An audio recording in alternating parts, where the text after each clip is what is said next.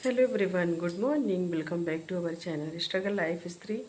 तो कैसे हैं आप सभी लोग और कैसे चल रही है आप सबकी पढ़ाई। उम्मीद करती हूँ आप सब बहुत अच्छे होंगे और आप सबकी पढ़ाई बहुत अच्छे से चल रही होगी। तो आज है मेरा सुपर स्टडी चैलेंज का डे 2। आज दूसरा दिन है जो मैंने 10 डेज स्टडी चैलेंज रखा है, उसमें दूसरा दिन है। तो आज मैं अभी अपनी पढ़ाई को स्टार्ट करने वाली हूँ। देखती हूँ मेरा कितना कंप्लीट होता है, क्या मैं पढ़ती हूँ। तो आप लोग हमारे ब्लॉग में कंटिन्यू बने रहिएगा। तो कल का जो मेरा चैलेंज था यानी डे 1 था, वो बहुत अच्छे से निकला है। मैं उसको बहुत अच्छे से पढ़ी हूँ। समथिंग 2-2.5 घंटे मैं टाइम निकाली हूँ। तो उसमें मैं मतलब पूरा दोपहर में सोई नहीं, बस अपना पढ़ाई की हूँ। क्योंकि वैसे तो दिन में फिर टाइम मिलता नहीं, रात में भी नहीं मिलता। तो मैं सोची हूँ कि जो मेरे पास दोपहर का टाइम है उसमें मैं सोने में ना गुजारूँ, मैं सोना बनाने के लिए गुजार दूँ, ऐसा सोची हूँ। क्योंकि कुछ ना कुछ करना है यार, तो उसके लिए मेहनत तो करनी पड़ेगी। तो मेरा डे 1 बहुत अच्छे से निकला है। अब डे 2 की ट्राई करूँगी, मतलब कि 24 आवर में मेरा अच्छे से निकले और मैं फुल कॉन्फिडेंस के साथ पढ़ाई कर लूँ और बढ़िया टाइम भी दे दूँ पढ़ाई करने के लिए। तो अभी बज रहे हैं 1:30 बज गए हैं और मेरा खाना पीना सब कुछ हो गया है। तो मैं अब जाऊंगी तो सीधे पढ़ना स्टार्ट करूंगी। देखती हूँ कौन सा चैप्टर। अभी तो मेरा टारगेट मतलब प्लान मैंने नहीं किया है रात में कि मतलब क्या मुझे पढ़ना है क्या नहीं। बुक खोलूँगी, देखती हूँ, जो समझ में आएगा वही मैं स्टार्ट कर दूँगी। तो आप लोग ब्लॉग में कंटिन्यू बने रहिए, देखिए हम क्या कैसे पढ़ाई करते हैं, क्या कर रहे हैं। तो आज मैं जेनेटिक्स वाला चैप्टर स्टार्ट कर रही हूँ। ये बुक जो है, ये बुक क्लास 10th की एनसीईआरटी है और ये आनुवांशिकता यानी जेनेटिक्स वाला चैप्टर है। तो इसी को मैं आज पढ़ूँगी, देखती हूँ क्या कितना हो पाता है। क्योंकि चैप्टर थोड़ा सा बड़ा है और इसको पढ़ने के बाद मतलब पूरा मैं थ्योरिकल करूँगी। फिर जितना भी टाइम मिलेगा तो मैं इसके एमसीक्यूज लगाऊंगी।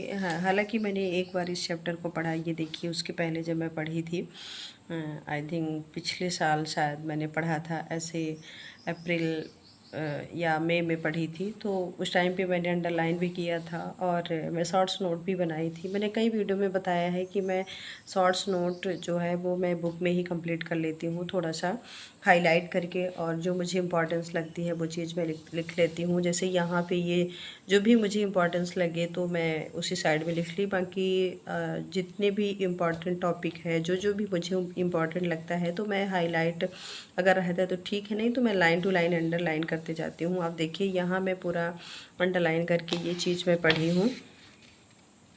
तो ये वाला मेरा चैप्टर जैसे ही कंप्लीट हो जाएगा तो फिर मैं इसका एमसीक्यूज करूँगी। और ये मतलब बहुत ज़्यादा बड़ा चैप्टर नहीं है कि हमें 2 दिन 3 दिन लगेंगे। मैं कोशिश करती हूँ कि अब जल्दी जल्दी, मतलब कि अगर मैं एनसीईआरटी पढ़ रही हूँ तो एक दिन में मैं एक चैप्टर में टाइम दूँ और एक दिन में मेरा एक चैप्टर कंप्लीट हो जाए। क्योंकि 9, 10, 11, 12 मुझे 4 क्लासेस की पढ़ना है। तो थोड़ा जल्दी जल्दी कर रही हूँ, स्पीड बढ़ा रही हूँ। तो ये जैसे ही मेरा कंप्लीट होगा तो फिर मैं इसके बाद पढ़ना फिर स्टार्ट कर दूँगी। तो देखिए कई सारे लोग बोले कि आप सिलेबस के अकॉर्डिंग पढ़िए। मैं सिलेबस के अकॉर्डिंग भी पढ़ रही हूँ, लेकिन ज़रूरी नहीं है कि जितना सिलेबस में दिया गया है बस उतना ही आएगा, ऐसा बिल्कुल नहीं है। आपको डीपली पूरा पढ़ना है और सिलेबस से हट के भी पढ़िए। क्योंकि कभी कभी ना ऐसे क्वेश्चंस आ जाते हैं कि आपको समझ में नहीं आता कि आपने ये सिलेबस में किया है कि नहीं किया है। तो उसके हिसाब से मैं यहाँ पे पढ़ाई कर रही हूँ। तो थोड़ा सा सिलेबस से हट के भी पढ़ती हूँ। हालांकि जेनेटिक्स वाला चैप्टर सिलेबस में दिया है, वो इसमें टीजीटी पीजीटी दोनों में है, तो मैं उसको भी कंप्लीट कर रही हूँ। तो ये वाला मैं चैप्टर जल्दी से कर लूँ, उसके बाद फिर नेक्स्ट चैप्टर करूँगी। और ऐसे ऐसे करके जो 2 महीने का टाइम है तो उसमें मैं सोच रही हूँ कि कम से कम मेरा पूरा सिलेबस कंप्लीट हो जाए जितना दिया गया है। हेलो एवरीवन, तो अभी बज गए हैं 3:05 हो रहे हैं। आपको हम टाइम दिखा देते हैं। ये देखिए ये बज गए हैं 3:05, यानी मैंने 1.5 घंटे कंटिन्यू स्टडी की और फुल फोकस के साथ मैं पढ़ाई की हूँ। तो यहाँ 3:05 हो चुके हैं।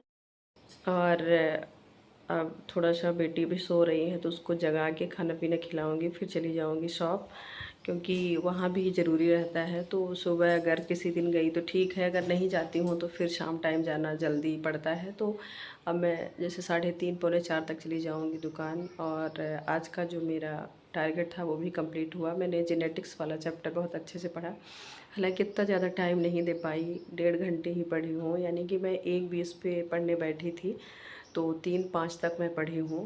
पर 1.5 घंटे अच्छे से पढ़ाई कर ली और अच्छा भी लग रहा है अंदर से कि चलो कम से कम मैं अच्छे से पढ़ाई की हूँ। तो ऐसे मैं करके मतलब 1.5 घंटे 2 घंटे 2.5 घंटे जैसे जैसे मेरे पास टाइम हो रहा है उसके मतलब टाइम निकाल निकाल के मैं पढ़ाई कर रही हूँ। तो मैं अच्छा एक चीज़ मैं बोलूँगी, एक मेरे में कमेंट आया था, वो शायद पिछले साल की कोई लॉन्ग वीडियो है, उसमें कमेंट आया था कि दीदी मेरे हस्बैंड बिल्कुल सपोर्टिव नहीं हैं, जब मैं पढ़ने बैठती हूँ तो परेशान करने लगते हैं और बोलते हैं अब क्या करोगी पढ़ाई करके, तुम्हारी तो नौकरी लगी हुई है, मतलब कि अब इस उम्र में तुम नौकरी नहीं कर पाओगे, ऐसा वैसा है तो क्या करें। तो देखिए मैं आपको एक चीज़ कहूँगी कि आप बस के हस्बैंड नहीं, यहाँ ना यानी कि 60% हस्बैंड ऐसे हैं जो कि बिल्कुल भी सपोर्ट नहीं करते। अगर आप पढ़ने बैठी हैं, शादी के बाद पढ़ने बैठ रही हैं, तो उनका ना थोड़ा सा ये जो भेजा है ना वो गर्म हो ही जाता है। तो आप अपना काम करिए, काम के बाद जैसे ही टाइम आपको मिलता है आप पढ़ाई करिए, उनको मत दिखाइए कि मैं पढ़ रही हूँ, ठीक है। क्योंकि बहुत सारे ऐसे लोग हैं जो कि सपोर्ट नहीं करते और ये सोचते हैं कि ये पढ़ने बैठ गई है, काम नहीं करती। तो सबसे पहली बात तो घर में और जो पर्सन है उनकी भी कहीं ना कहीं गलती होती है, वो लोग खुद नहीं सपोर्टिव होते और खुद अपने बेटे को नहीं समझाते कि चलो वो पढ़ रही है, उसको पढ़ाई करने दो, अच्छा कर रही है, नौकरी करेगी। तो देखिए मैं एक चीज़ और सभी हस्बैंड के लिए बोलूँगी यहाँ पे कि आप लोग ये सोचते हो कि ये नौकरी कर लेगी तो अपना तजुर्बा दिखाएगी, ऐसा नहीं है। अगर आपकी वाइफ नौकरी कर लेती है तो आपको कहीं ना कहीं थोड़ा सा फाइनेंशियली सपोर्ट मिल जाएगा। आप अभी अकेले काम कर रहे हो और मतलब कि आप अभी सेल्फ डिपेंड हो, मतलब आपके पास पैसे से पूरा काम हो रहा है। कल कल को आपकी बीवी मतलब वो सर्वेंट हो जाती है, गवर्नमेंट सर्वेंट होती है, तो वो भी अच्छा खासा पैसा पाती है। मान लीजिए अदरवाइज वो सरकारी नौकरी में नहीं रहती है, प्राइवेट भी करती है, पर उसके पास भी कुछ पैसे आ रहे हैं। तो अगर दोनों लोग मिलके घर को चलाते हैं तो आई थिंक बहुत अच्छे से घर चलेगा और हर चीज़ मेंटेन भी रहेगा। कल को आपकी जनरेशन आएगी तो जो भी होगी तो उसको भी फाइनेंशियली मतलब सपोर्ट मिलेगा, उसको भी कोई दिक्कतें नहीं मतलब झेलनी पड़ेगी कि चलो हमारे पास पैसे नहीं हैं। तो मेरे ख्याल से ना अगर आप सपोर्ट नहीं कर रहे हो तो आप परेशान भी मत करो, आप बिल्कुल न्यूट्रल रहो, ना तो आप उनका सपोर्ट करो ना तो विरोध करो कि मतलब पढ़ाई कर रही हो ऐसा है वैसा है।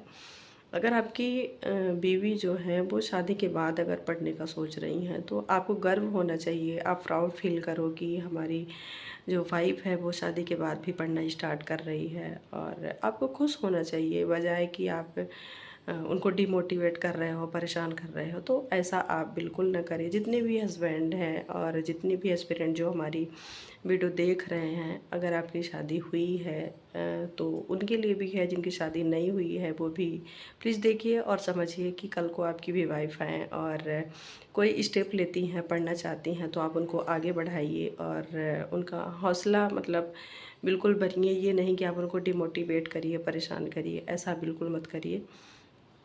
तो यही सब चीज़ था। और मैं हर वीडियो को ना मोटिवेटेड वीडियो बनाती हूँ, क्योंकि मैं सोचती हूँ कि मैं अपना स्टडी जो है वो तो शेयर करूँ ही कि मैं क्या कैसे पढ़ाई कर रही हूँ।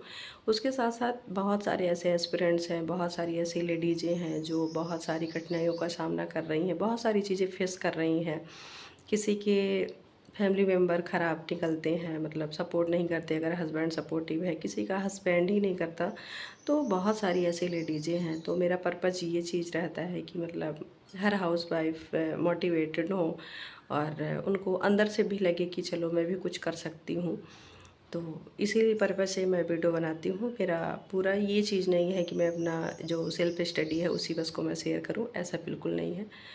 तो आज का मेरा ब्लॉग यहीं पे एंड होता है और कोशिश करूँगी। अभी तो 10 डेज़ मेरे वीडियो जाएंगे ही, क्योंकि सुपर चैलेंज मैंने रखा है।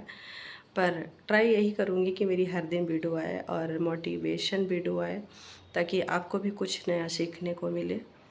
तो बस इतना ही आज के लिए, और फिर मिलेगी आपको नई मोटिवेशनल वीडियो के साथ। तो वीडियो देखने के लिए thank you so much. Bye bye everyone.